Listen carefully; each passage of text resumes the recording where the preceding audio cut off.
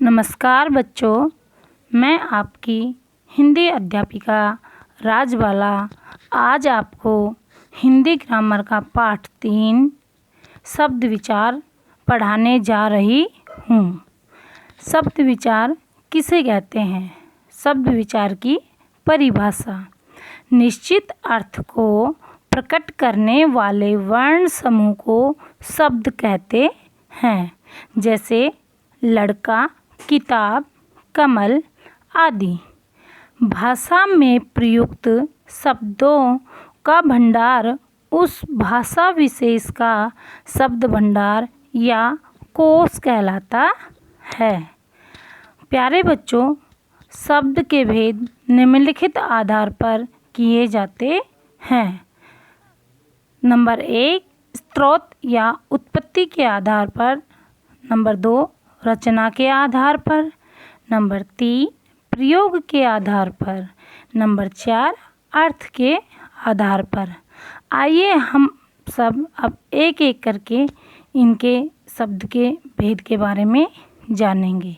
Number 1, स्रोत या उत्पत्ति के आधार पर शब्द के भेद।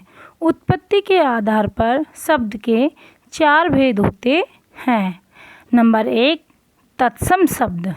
संस्कृत के जो शब्द अपना रूप बदले बिना जो के तो हिंदी भाषा में आ गए हैं, उन्हें तत्सम शब्द कहते हैं, जैसे पुष्प, कन्या। नंबर 2, तद्भव शब्द। जो शब्द संस्कृत भाषा के थे परंतु अन्य उपभाषाओं के प्रभाव से बदलकर हिंदी भाषा में आ गए हैं, जैसे घृत, घी, मुक्ता, मोती, दंत, दांत आदि। नंबर 3, देशज शब्द। जो शब्द स्थानीय बोलियों से आकर हिंदी में शामिल हो गए, जैसे लोटा, पतीला, पगड़ी आदि। नंबर 4, विदेशी शब्द। विदेशी भाषा के कुछ शब्द हिंदी भाषा में शामिल हो गए हैं, जिन्हें विदेशी शब्द कहते हैं, जैसे डायरी, डॉक्टर, स्कूल, फीस आदि। अब हम शब्द विचार को रचना के आधार पर शब्द के भेद के बारे में जानेंगे। रचना के आधार पर शब्द के 3 भेद होते हैं: रूढ़ शब्द, यौगिक शब्द, योग रूढ़ शब्द। नंबर 1, रूढ़ शब्द। जो शब्द एक विशेष अर्थ के लिए प्रयुक्त होते हैं। रूढ़ शब्दों के सार्थक खंड नहीं हो सकते, जैसे घोड़ा, बिल्ली, किताब आदि। नंबर 2, यौगिक शब्द। योग का अर्थ है जुड़ना, अर्थात 2 या 2 से अधिक शब्दों के मेल से बने होते हैं, उन्हें यौगिक शब्द कहते हैं। यौगिक शब्दों में एक रूढ़ शब्द तथा अन्य शब्दांश होता है, जैसे नमकीन, नमक प्लस ईन, गुणवान, गुण प्लस में वान। इनमें नमक रूढ़ शब्द है तथा इन शब्दांश है।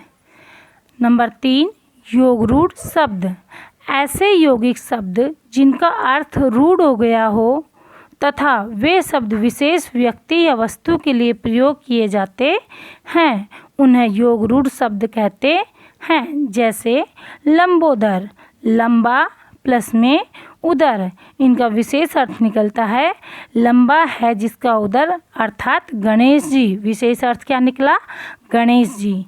अब हम बच्चों प्रयोग के आधार पर शब्द के भेद के बारे में जानेंगे। प्रयोग के आधार पर शब्द के 2 भेद होते हैं: विकारी शब्द, अविकारी शब्द। विकारी शब्द ऐसे शब्द जो लिंग, वचन व काल से प्रभावित होते हैं। विकारी शब्दों में संज्ञा, सर्वनाम, क्रिया, विशेषण होते हैं। अविकारी शब्द ऐसे शब्द जिन पर लिंग, वचन तथा काल का कोई प्रभाव नहीं होता, उन्हें अविकारी शब्द कहते हैं। अविकारी शब्दों में क्रिया विशेषण, विस्मयादिबोधक, संबंध बोधक समुच्चय बोधक आदि होते हैं। अर्थ। प्यारे बच्चों, अब हम अर्थ के आधार पर शब्द के भेद जानेंगे। अर्थ के आधार पर अर्थ की दृष्टि से शब्द के 4 भेद होते हैं। एकार्थी शब्द, नंबर 2 अनेकार्थी शब्द, नंबर 3 पर्यायवाची शब्द, नंबर 4 विलोम शब्द। प्यारे बच्चों, पर्यायवाची शब्द को समानार्थी शब्द भी कहते हैं। विलोम शब्द को विपरीतार्थक शब्द भी कहते हैं। आइए अब एक एक करके इनके बारे में जानेंगे। एकार्थी शब्द, जिन शब्दों का अर्थ एक ही होता है उन्हें एकार्थी शब्द कहते हैं, जैसे शेर, नदी, किताब आदि। अनेकार्थी शब्द, ऐसे शब्द जिनका अर्थ एक से अधिक होता हो उसे अनेकार्थी शब्द कहते हैं। उदाहरण के लिए पूर्व। पूर्व के 2 अर्थ निकले हैं। एक अर्थ पहले, दूसरा अर्थ एक दिशा। पूर्व एक दिशा होती है। नंबर 3 पर्यायवाची या समानार्थी शब्द, ऐसे शब्द जिनके अर्थ एक समान होते हैं उन्हें पर्यायवाची या समानार्थी शब्द कहते हैं। जैसे हवा, हवा का होता है पवन, वायु, समीर आदि। नंबर 4 विलोम शब्द या विपरीतार्थक शब्द, ऐसे शब्द जिनके अर्थ एक दूसरे के विपरीत या उल्टे होते हैं उन्हें विलोम शब्द या विपरीतार्थक शब्द कहते हैं। जैसे रात, दिन, अंदर, बाहर, अपना, पराया। प्यारे बच्चों, अब एक नया शब्द और होता है युग्म शब्द।